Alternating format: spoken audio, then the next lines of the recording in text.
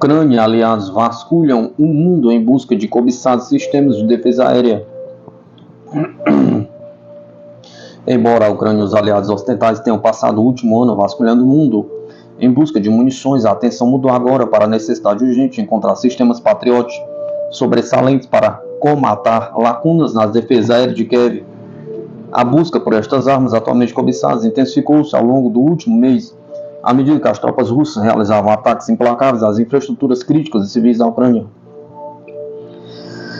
A perseguição gerou uma espécie de ciclo de culpa quanto a quais países têm excedentes de patriotas e deveriam assumir a tarefa de enviá-los sob o risco de ficarem abaixo dos níveis estratégicos mínimos de capacidades militares. O chefe de política externa da União Europeia, Josep Borrell, disse na semana passada que era inconcebível que os países ocidentais não fossem capazes de apresentar as 7 baterias adicionais solicitadas por Kiev, dado que os aliados têm aproximadamente 100 baterias nos seus inventários.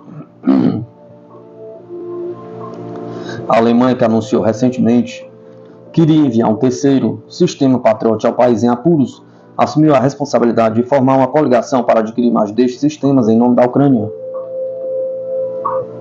Relatos de que a Bundeswehr apelou às contribuições de países não pertencentes à OTAN numa carta escrita, incluindo Estados Árabes do Golfo, foram confirmados pelo ministro dos Negócios Estrangeiros da Ucrânia, Dmitry Kuleba. O responsável ucraniano esteve presente esta semana na reunião ministerial do G7,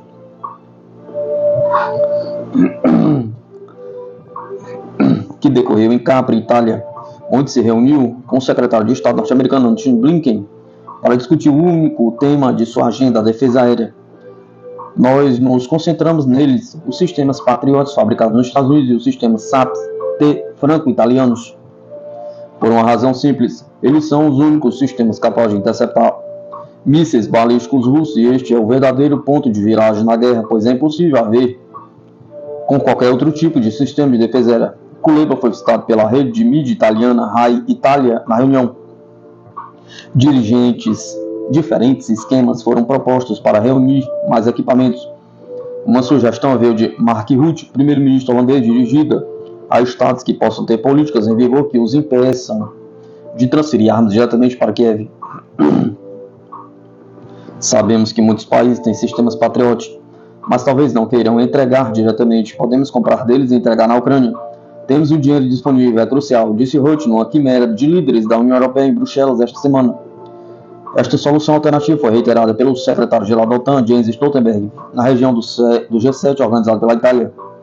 O responsável afirmou que foi pedido aos aliados que possuem sistemas Patriot ou SAMP que os forneçam à Ucrânia e que aqueles que não possuem devem fornecer dinheiro para comprar alguns.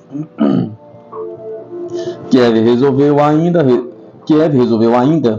resolver o problema por conta própria, lançando a ideia de que os ativos lhe poderiam ser emprestados temporariamente.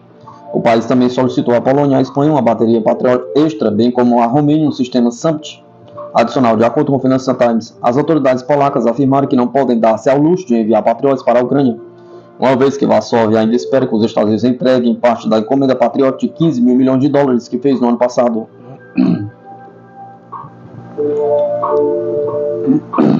Lockheed Martin fornecerá à Austrália sistema de gerenciamento de batalha aérea. O braço australiano da empresa de defesa Lockheed Martin disse que assinou um contrato para construir o sistema conjunto de gerenciamento de batalha aérea do país, considerado fundamental para a interceptação de mísseis e aeronaves hostis. O acordo para a JABMS, que fornecerá arquitetura de comando e controle para a futura defesa aérea do país, está avaliado em 500 milhões ou cerca de 500 milhões de dólares australianos ou cerca de 320 milhões de dólares americanos, disse a Lockheed Martin Austrália em 24 de abril. Liderar o esforço Air 65001, intimamente relacionado da Austrália. Em conjunto, os esforços foram comparados à visão militar dos Estados Unidos de comando e controle conjunto combinado de todos os domínios, em que a informação e o poder de fogo fluem sem problemas através da terra, do ar e do mar, do espaço, do cyberespaço. Alcançar esse marco requer forças armadas que possam comunicar facilmente entre si e armas e munições que possam ser coordenadas através de grandes distâncias. O R-65001 dará à Austrália e aos nossos aliados um maior nível de conectividade e interoperabilidade para combater ameaças aéreas e de mísseis atuais e futuras, disse Red McDonald, primeiro executivo da Lockheed para a Austrália e Nova Zelândia, comunicado. No ambiente contestado e em rápida evolução, acrescentou, o R-65001 dará aos decisores mais tempo para considerar e responder a uma situação. O tempo nessas circunstâncias é um bem precioso. Espera-se que o trabalho para reformar as defesas aéreas e a conectividade digital da Austrália gere centenas de empregos locais, bem como abra a porta para um mercado de exportação multibilionário. As tecnologias desenvolvidas e implantadas no país poderiam ser adotadas em todo o mundo. Os Estados Unidos consideram a Austrália um parceiro proeminente no Indo-Pacífico, uma região onde milhares de milhões de dólares estão a ser investidos. Para frustrar as ambições chinesas, Washington vê Pequim como principal perigo para a segurança nacional. Juntamente com o Departamento de Defesa, estamos aproveitando a engenhosidade encontrada nas pequenas e médias empresas australianas, nos principais setores da indústria e na academia para construir uma capacidade transformacional que estabelecerá a Força de Defesa da Austrália como uma das mais avançadas do mundo. Erica Marshall, vice-presidente da Lockheed, em comunicado. A Lockheed é a maior empreiteira de defesa do mundo quando classificada pelas receitas relacionadas à defesa. A empresa obteve 63,3 bilhões em receitas de defesa em 2022 e 64,4 bilhões em 2021, de acordo com a análise de Defesa News Top 100.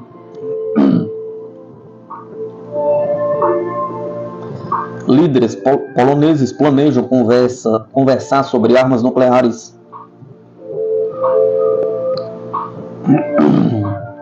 O primeiro-ministro polaco Donald Tusk planeja discutir o potencial envolvimento da Polônia no programa de partilha nuclear da OTAN com o presidente Andrzej Duda, disse Tusk essa semana. O anúncio veio em resposta à declaração de Duda de que a Polônia estava pronta para acolher armas nucleares dos Estados Unidos e que as conversações com Washington para esse fim estavam em curso. Os líderes polacos já telegrafaram anteriormente a sua vontade de aderir ao esquema de partilha nuclear da aliança para dissuadir a agressão russa. Esse foi especialmente o caso quando o partido de direita Lei e Justiça, que apoia Duda, estava no comando do gabinete e ocupava o cargo de primeiro-ministro.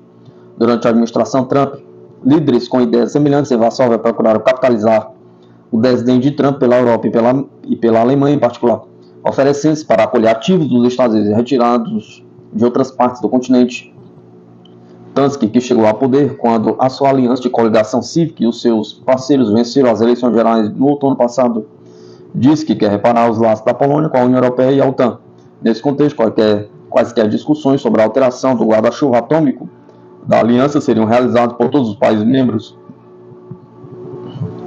O acordo de partilha nuclear da OTAN implica que países selecionados da Europa armazenem bombas atômicas americanas que montariam nos seus próprios jatos e utilizariam em caso de guerra nuclear. O secretário-geral da aliança, Jens Stoltenberg, pôs água fria na ideia de a Polônia se tornar parte da mistura, quando questionado por repórteres durante uma visita a Varsóvia em 23 de abril. Não há planos para expandir os acordos de partilha da OTAN, nem planos para implantar mais armas nucleares em quaisquer países adicionais da OTAN, disse Stoltenberg. A questão surgiu em Berlim no dia seguinte. Um relatório da emissora pública ZDF resumiu as respostas de dois porta-vozes do governo numa conferência de imprensa na capital alemã como favorável às perspectivas de armas nucleares em solo polaco. No entanto, o porta-voz do Ministério da Defesa disse mais tarde que a reação positiva não visava especificamente a questão nuclear, mas sim um comentário geral sobre o compromisso da Polônia em fortalecer a União Europeia e a OTAN e os planos de Tusk de participar na Alemanha. Liderou a iniciativa europeia Sky Shadow, em particular, o primeiro-ministro polaco reiterou o interesse de seu país em aderir ao esquema ACE de mísseis Sky Shadow no início desta semana. Durante uma aparição conjunta aqui com Stoltenberg e o primeiro-ministro do Reino Unido, Rishi Sunak, ele também se comprometeu a colaborar com a Grã-Bretanha como parte de sua iniciativa Delivering Integrated Air and Missile Operation Network Defense, focada na defesa aérea Diamond. Estamos cooperando intensamente com o Reino Unido como parte da iniciativa britânica Diamond, que também serve à nossa segurança, incluindo a nossa segurança aérea, diz Tusk. O sistema de defesa aérea de curto alcance Nery, da Polônia, baseado na variante do alcance estendido do míssil modular antiaéreo comum da MBDA, uma arma desenvolvida em conjunto pelo Reino Unido e pela Itália. Apresentado pelo chanceler alemão Oliver Scholz em agosto de 2022 em reação à invasão da Ucrânia pela Rússia. O projeto Sky Shadow inclui agora mais de 20 países. Os objetivos do programa incluem o reforço da interoperabilidade dos sistemas de defesa aérea e a racionalização da aquisição conjunta de capacidades em toda a Europa.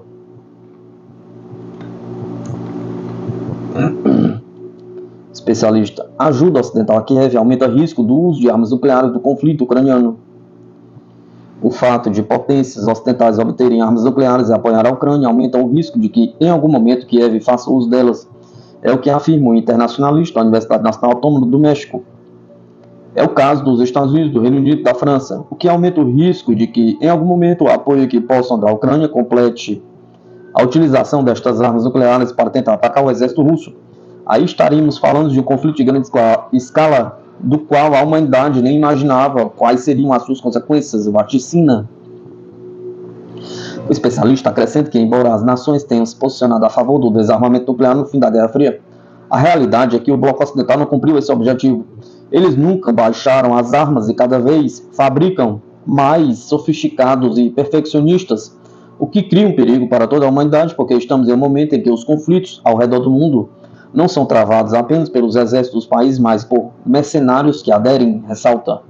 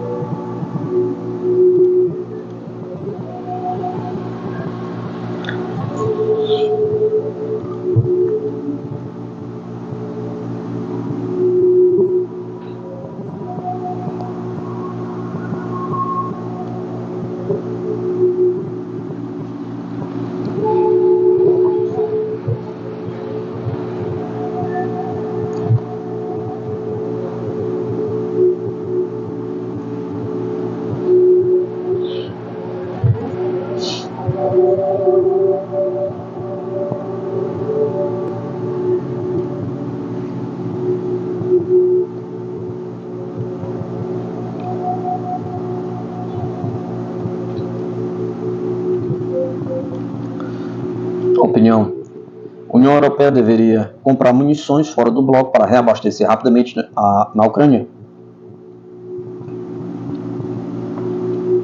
O James Black é diretor assistente do grupo de pesquisa de defesa e segurança na filial europeia do think tank RAND, onde Andrés Polica é assistente de pesquisa. Zdeněk Rud é investigador e professor da Universidade da Boêmia Ocidental e CEO do Centro de Consultoria de Segurança em Praga. Enquanto o mundo observa Israel e Irã, a guerra de agressão da Rússia na Ucrânia está no encruzilhada. Mais de 2 anos desde a invasão russa em grande escala na Ucrânia, a situação na frente oriental parece agora terrível, com os defensores ucranianos a ficarem rapidamente sem munições e a unidade ocidental em questão. A República Tcheca tem um plano que poderá ajudar a reabastecer as forças ucranianas com granadas de artilharia. No início desse ano, muitos acreditaram que a guerra na Ucrânia estava a chegar a um impasse. No entanto, tais suposições parecem agora infundadas em grande detrimento dos ucranianos. O conflito evoluiu para uma luta posicional. Ambos os lados estão a empregar táticas defensivas, tais como trincheiras, fortificações, minas terrestres e um grande número de drones para dificultar a concentração de força e muito menos a manobra sem atrair fogo. Sendo um país muito menor e com menos receitas relativamente aos custos humanos, a Rússia está mais bem preparada para esta guerra de desgaste. Mobilizou sua indústria de defesa para uma posição de guerra e aumentou significativamente sua capacidade de produção, especialmente em termos de munições de artilharia. Segundo consta, está a produzir cerca de 250 mil munições de artilharia por mês, ou 3 milhões por ano, em comparação com um objetivo muito menos ambicioso e não realizado, de aumentar a produção dos Estados Unidos para 100 mil munições por mês até o final de 2025. A ajuda militar dos Estados Unidos à Ucrânia foi agora aprovada no Congresso dos Estados Unidos, mas a Europa tem lutado para aumentar a sua própria produção para compensar as deficiências americanas. Como resultado, a Ucrânia encontrou-se numa posição cada vez mais vulnerável, com as forças russas a obter ganhos táticos na linha de frente, a capturar a cidade de Avdiivka Embora nenhum desses avanços tenha se traduzido num avanço decisivo, pensa-se que a Rússia está a preparar grandes ataques para o final da primavera ou verão, procurando explorar as suas crescentes vantagens tanto em tropas como em poder de fogo. Para alimentar os seus ataques, a Rússia recorreu à sua reserva de recrutamento e dedicou uma grande parte do seu orçamento de Estado à defesa. O presidente Vladimir Putin assinou um decreto em 31 de março para recrutar 150 mil soldados como parte de sua campanha regular de recrutamento na primavera. O esforço de guerra é ainda apoiado por um grande aumento de despesas militares, uma vez que o país planeia gastar 140 mil milhões de dólares na defesa em 2024, representando 7,1% do seu produto interno bruto e 35% de todas as despesas governamentais. Acredita-se que a Rússia possa sustentar a atual taxa de desgaste até 2025. Entretanto, a situação na Ucrânia é indiscutivelmente mais crítica do que em qualquer momento desde os primeiros dias da invasão. Segundo o ministro da Defesa da Ucrânia, metade de todo o apoio militar prometido não chegou a tempo, complicando o planejamento e custando vidas. Embora os aliados da OTAN estejam discutindo o estabelecimento de um pacote de ajuda de 5 anos para a Ucrânia, no valor de mais de 100 mil milhões de dólares, o plano parece ser uma solução a longo prazo para equipar as forças armadas ucranianas não satisfatórias com necessidades imediatas. Em contraste, a Rússia dispara 10 mil projéteis de artilharia por dia, 5 vezes mais do que a Ucrânia, à medida que intensifica seus ataques e procura destruir as defesas ucranianas. Para responder às necessidades urgentes da Ucrânia, a República Tcheca iniciou um plano para comprar munições de fontes terminais não pertencentes à União Europeia, demonstrando liderança proativa e aliança com a sua nova e robusta estratégia de defesa. A iniciativa visa adquirir 500 mil peças de munições de 155 mm e 300 mil peças de munições de 122 mm, no valor de 3 mil milhões de euros. A República Tcheca já recebeu fundos dos aliados para a compra das primeiras 300 mil munições e contratou as primeiras 180 mil, estando em curso negociações para mais de meio milhão de munições. Até agora, 18 países aderiram à iniciativa, mas o ministro dos Negócios Estrangeiros tcheco, Jan Lipavsky, apelou a mais financiamento, uma vez que o montante real prometido não é o suficiente. Os tchecos estão estudando a exploração de fontes de munições na Coreia do Sul, Turquia e África do Sul, embora os fornecedores não tenham sido especificados. A iniciativa deste pequeno país contribui para exportar divisões dentro da União Europeia. Depois de muita disputa, o bloco emergente, tardiamente, com as reformas do mecanismo europeu para a paz, que é usado para reembolsar os Estados-membros pelo envio de ajuda à Ucrânia. Um obstáculo significativo foi a posição da França à compra de material militar de países não pertencentes à União Europeia, uma vez que pressionou por uma cláusula de compra europeia para apoiar a indústria de defesa europeia. A Alemanha, por outro lado, solicita que as doações nacionais à Ucrânia incluam a determinação dos montantes dos contribuintes financeiras para o fundo. A determinação dos montantes das contribuições financeiras para o fundo.